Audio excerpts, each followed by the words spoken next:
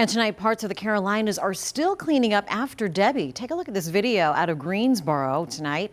Water still high there days after Debbie cleared out. North Carolina DOT telling us that more than 160 roads are still blocked thanks to waist-deep water and debris, Nick. And tonight, local families are also recovering from storm damage. Amid the destruction, one Gastonia family is finding out the hard way they are not covered even after making monthly insurance payments. WCNC Charlotte's Tradisha Woodard has been following this family's story since the storm, and Tradisha, officials tell you this is becoming a more common issue.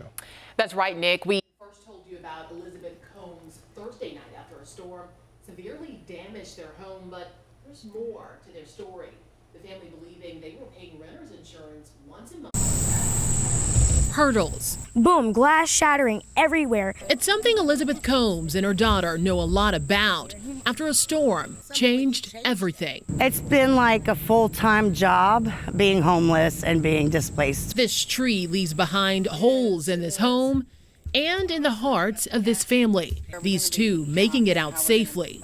But everything they owned, now a total loss. My house is no longer my house anymore. I'm not going to be able to sleep another minute in this home. As they look ahead to what's next, more hurdles. She said, well, how much have you been paying every month? And I said, well, it's $9.99 for for your renter's insurance, And she says, okay. She says the $10 a month one, she says that's just tenant liability. She says that just covers our house.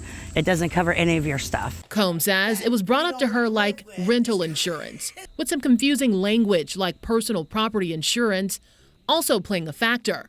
But details in her lease from Metric Realty Company are actually an insurance addendum or just a liability policy. The policy that your landlord may have on the building is only going to cover that landlord. It's not a renter's policy.